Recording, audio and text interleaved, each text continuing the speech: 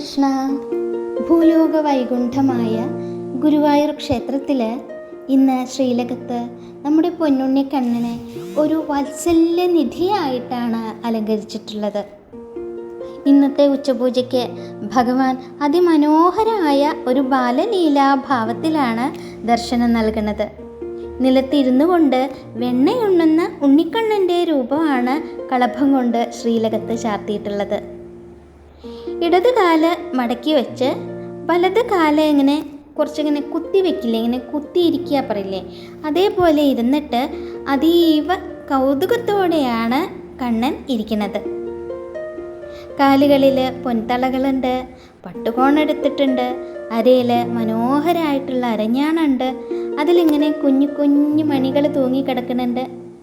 കഴുത്തിൽ മാങ്ങാമാല, പതക്കം, വളയം പോലൊരു മാല, അങ്ങനെ സർവാഭരണ വിഭൂഷിതനായിട്ടുള്ള ഒരു പൊന്നുണ്ണി കണ്ണനാണ് നിലത്തിരുന്ന് വെണ്ണ കഴിക്കുന്നത്.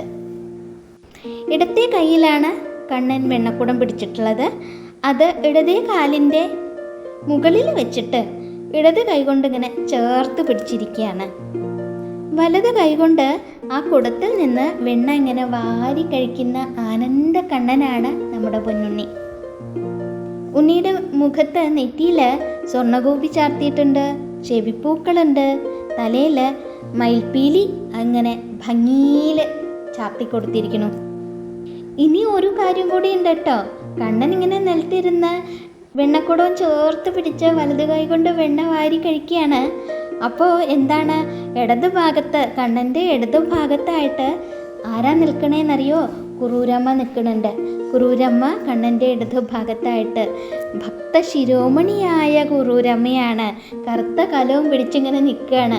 കറുത്ത കലം കൊണ്ട് ഉണ്ണിക്കണ്ണനെ മൂടാൻ ഒരുങ്ങുന്ന ഭാവത്തിലാണ് കുറൂരമ്മ നിൽക്കുന്നത്. വില്യമംഗലം സ്വാമിമാരെ പൂജയ്ക്ക് ഇപ്പം വരും. അതിനു മുമ്പ് ഈ വെണ്ണ കട്ട് തിന്നണ ഉണ്ണിയെ കാണണ്ട വെച്ചിട്ട് കലം കൊണ്ട് ഉണ്ണിയെ മൂടാനായിട്ട് നിൽക്കണ ആ ഭാവത്തിലാണ് കുറൂരമ്മ നിൽക്കുന്നത്. വില്യമംഗലം സ്വാമിയാർ ഇപ്പം എത്തും പൂജയ്ക്കായിട്ട്. അപ്പോൾ ഉണ്ണിക്കണ്ണൻ്റെ വികൃതി കണ്ട കഷ്ടല്ലേ.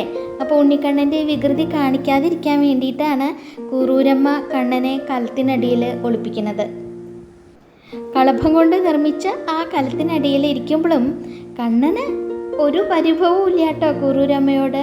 അത് വാത്സല്യത്തിൻ്റെ, അത് സ്നേഹത്തിൻ്റെ, ഭക്തിയുടെ നിറകുടമാണ് ആ പൊതിഞ്ഞിരിക്കുന്നത് എന്നുള്ളത് കണ്ണനറിയാം. പകരം ഒരു കൈ നിറയെ വെണ്ണയുമായിട്ട് കണ്ണൻ ആ കലത്തിനടിയിലും അതീവ ആനന്ദത്തിലാണ് കണ്ണൻ ഇരിക്കുന്നത് എന്നുള്ളതാണ്. ഇനി ആ പുഷ്പാലങ്കാരങ്ങൾ നോക്കി നോക്കൂ. ഭഗവാന്റെ തിരുമുടിയിൽ വെളുത്ത നന്ദ്യാർവട്ടപ്പൂക്കൾ കൊണ്ടുള്ള മാല ചാർത്തിയിട്ടുണ്ട്. കഴുത്തിൽ തുളസിയും നന്ദ്യാർവട്ടപ്പൂക്കളും കൊണ്ടുള്ള ഉണ്ടമാലയും ചാർത്തിയിട്ടുണ്ട്. കലത്തിന് മുകളിലായിട്ട് ഭഗവാന് പ്രിയപ്പെട്ട തുളസിപ്പൂകൾ കൊണ്ട് 6 ഉണ്ടമാലകൾ ഇങ്ങനെ വിധാനമായിട്ട് ചാർത്തിയിട്ടുണ്ട്. കുറൂരമ്മ കണ്ണനെ കലത്തിനടിയിൽ മൂടി വെക്കുന്നത് ഒരു ശിക്ഷയായോ ബന്ധനമായിട്ടോ അല്ല, മറിച്ച് ഒരു അമ്മയുടെ വാത്സല്യത്തോടെയുള്ള കരുതലാണ് ആ ഒരു പ്രവൃത്തിക്ക് പിന്നിലുള്ളത്. ഭഗവാൻ ഭക്തൻ്റെ സ്നേഹത്തിന് വഴങ്ങുന്നവനാണ് എന്നുള്ളത് നമുക്ക് കാണിച്ചു തരുന്ന ഏറ്റവും വലിയൊരു ബാലലീലയാണ് കുറൂരമ്മയുടെ സ്നേഹത്തിന് മുന്നിൽ വഴങ്ങുന്ന കണ്ണൻ്റെ അലങ്കാരം ഓർമ്മിപ്പിക്കുന്നത്. നമ്മളെല്ലാവരും ലൗകിക ജീവിതത്തിൻ്റെ തിരക്കുകളിൽ ആയിരിക്കുമ്പോഴും ഭക്തി ഉണ്ടെങ്കിൽ ഹൃദയമാകുന്ന കലത്തിനടിയിൽ ഭഗവാൻ എപ്പോഴും ഉണ്ടാവും, സന്തോഷത്തോടെ ആനന്ദക്കണ്ണനായിട്ട് നമ്മുടെ ഉള്ളിലുണ്ടാവും എന്നുള്ളതാണ് ഈ ഒരു അലങ്കാരം നമ്മളോട് പറയുന്നത്. കലത്തിനടിയിലുള്ള പരിമിതമായ സാഹചര്യത്തിലും വെണ്ണയുണ്ണുന്ന കണ്ണനാണ് നമ്മളോട് എന്താ പറയുന്നത്? ഭക്തി ഉണ്ടെങ്കിൽ ഏത് പ്രതിസന്ധിയിലും ആന്തരികമായ ആനന്ദം നമുക്ക് ഉളവാകും. അതിൽ കണ്ണൻ നമ്മുടെ ഉള്ളിലുണ്ട് എന്നുള്ളതാണ് പറഞ്ഞു തരുന്നത്. നാരായണ നാമം ജപിച്ചുകൊണ്ട് ഭഗവാനിൽ ലയിക്കുന്നതിലൂടെ മാത്രമാണ് നമുക്ക് മോക്ഷം സാധ്യമാവുള്ളൂ എന്നുള്ള സന്ദേശമാണ് ഈ ദർശനം നൽകുന്നത്.